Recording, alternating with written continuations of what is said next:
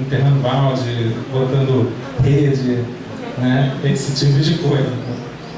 Então a gente resolveu fazer um desenho que eu considerava mínimo na época, que foi ter 4 hábitats, né? Floresta para araucária, plantação de araucária, plantação de pinos, plantação de eucalipto, e ter 3 réplicas em cada, né? Isso é bastante limitante em termos estatísticos, um baixo poder, né, para testar determinadas hipóteses, mas foi o que a gente considerou adequado para poder cumprir nosso objetivo. No final das contas, hoje em dia eu acredito que foi de bom tamanho, já que a gente conseguiu que 15 táxons diferentes fossem estudados na área, né? Então foi bem. Uma outra coisa que tem que ser dita é que a floresta para araucária é vegetação nativa, né? As plantações de araucária, elas são mais antigas do que as outras plantações, né? Então, toda vez que eu falo que teve um efeito da plantação para araucária, a gente não consegue distinguir o efeito do tempo muito claramente do efeito do hábitat, né? Plantação de pinos também é idade intermediária, e as mais jovens são plantação de eucalipto, tá? Então, isso vai ser importante na hora da gente estar interpretando os resultados. Depois que a gente iniciou o projeto, várias pessoas, e surpreendentemente, né, a gente acha que é difícil trabalhar em colaboração, mas na verdade ela foi muito fácil, né? Depois de propor o projeto, falar para as pessoas que a gente iria fazer, as pessoas começaram a se agregar, né? Principalmente os alunos, na verdade, começaram a se animar e procurando seus respectivos orientadores, né? E se juntaram ao grupo, e acabou que a gente conseguiu agora ter dados para 15 grupos taxonômicos distintos, né? Trabalhando com aves, pequenos mamíferos, anfíbios de liteira, aranhas de teia, opilhões, besouros, falabosta, né? Borboleta, insetos galhadores, planárias, fungos, plantas lenhosas, herbáceas, angiospermas epifíticas, samambaias epifíticas e líquens. Então esses foram os grupos que nós conseguimos trabalhar no projeto. Aqui está a figura do nosso esforço total de registros, né? 120 mil registros foram feitos, bastante mal distribuído entre os grupos. Aqui está numa escala logarítmica, né? Tem grupos que são muito mais fáceis de serem registrados, outros mais difíceis, então tem uma diferença de registro bastante grande.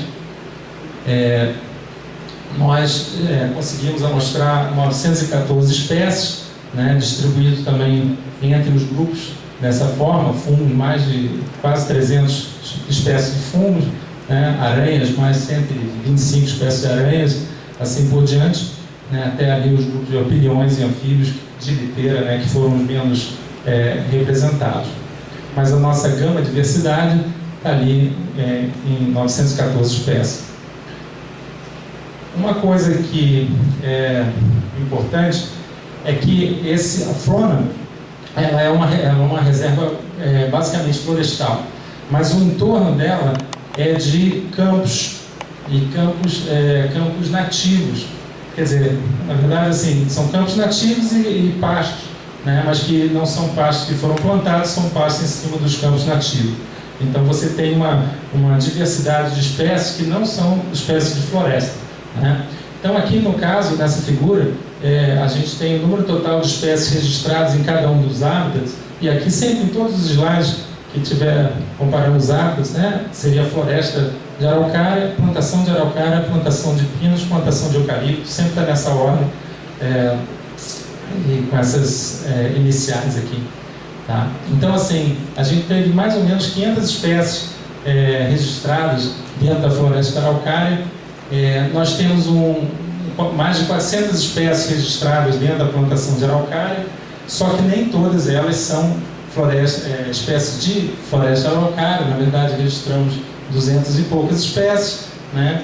Também mais ou menos 200 para pinos, um pouquinho menos para eucalipto, né?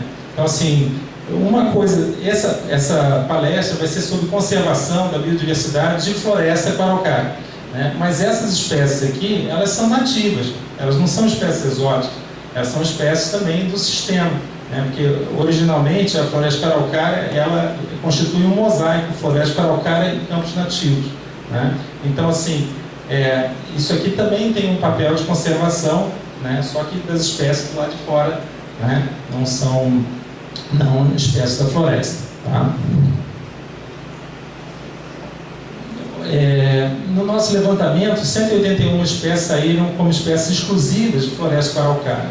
Isso quer dizer que, por exemplo, a gente precisa de reservas biológicas que conservem as espécies de floresta araucária.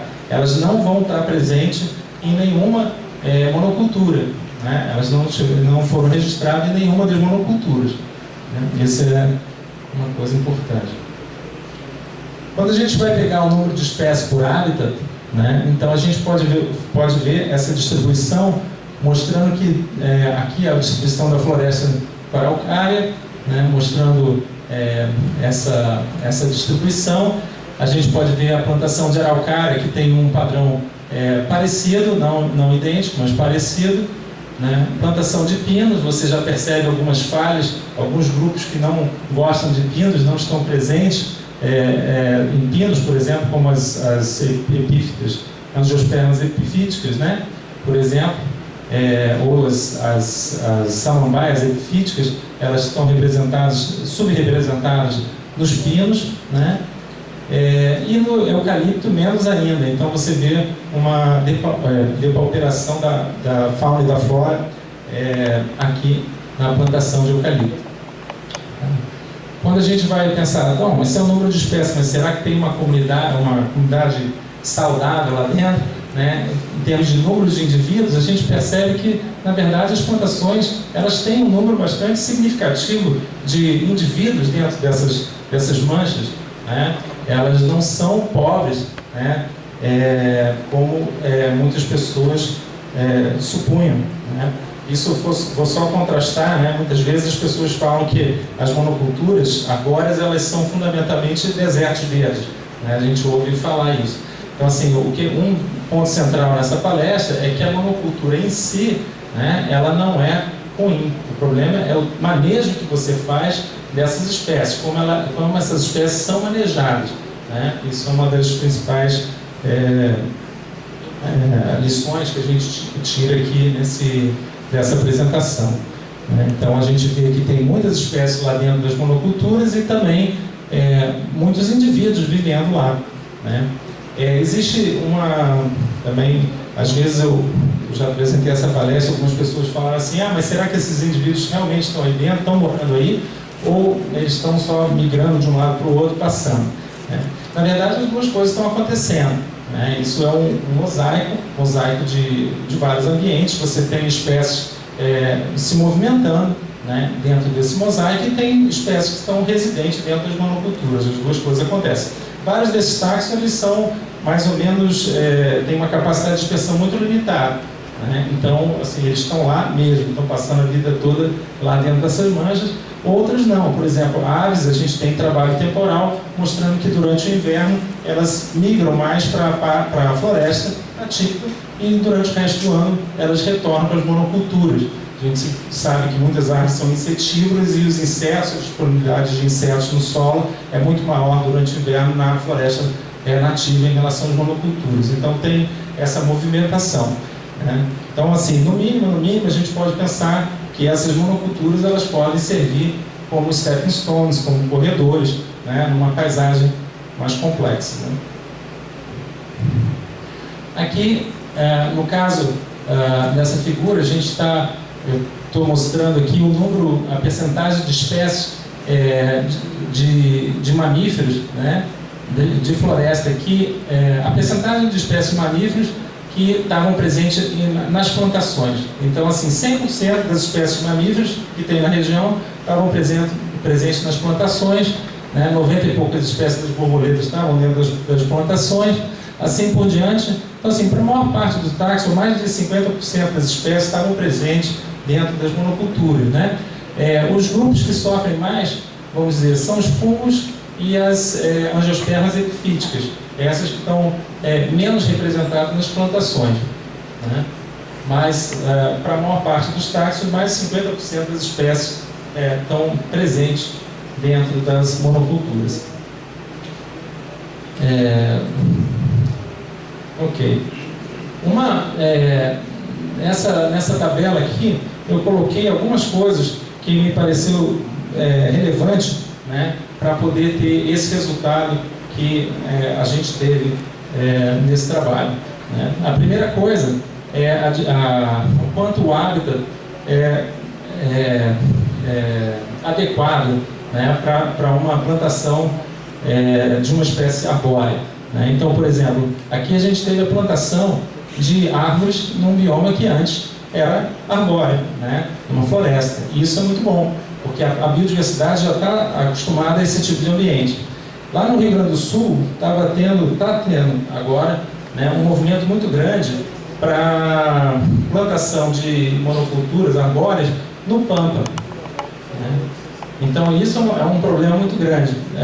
O pessoal das madeireiras compraram terras, ou estão alugando terras, e tem planos de duplicar ou triplicar a área plantada lá no sul, em cima do Pampa, né? Então assim, a gente vai ter todas as plantas, por exemplo, não estão acostumadas com sombra, né? Então você planta uma floresta, elas simplesmente não vão conseguir se estabelecer. Ao contrário daqui, né, que você estabelece um dossel, né, pobre inicialmente, mas você tem a regeneração de todas as plantas, elas estão acostumadas a regenerar embaixo de uma floresta.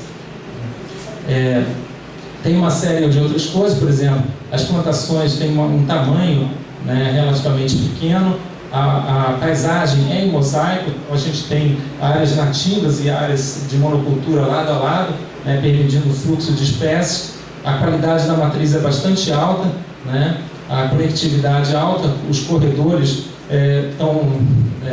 estão presentes, ou deveriam estar presentes, né. Além disso, em termos de qualidade do talhão, né, que é a unidade de plantação das monoculturas, os talhões são relativamente pequenos, são em grandes números, mas pequenos, e eles não têm uma forma redonda, eles têm uma forma um pouco mais complexa, o que permite então o acesso ao interior dos talhões, né, mais fácil esses talhões serem colonizados. O período de rotação é muito mais longo do que os 7 anos ou 10 anos das monoculturas né, industriais, né? Então isso é fundamental, porque é um tempo de sucessão ecológica ocorrendo ali dentro, né? Eles também não retiram o subbosque, então isso é muito bom.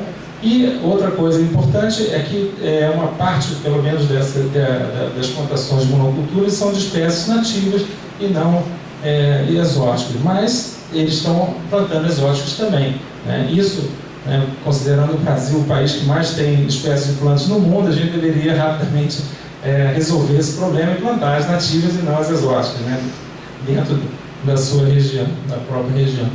É incrível como as revistas de engenharia florestal, você olha, tem um monte de novas técnicas para plantação de pinos, novos genótipos de pinos, né, e variedades que aguentam sei lá o quê, né, em vez de estarem pesquisando as nossas espécies nativas.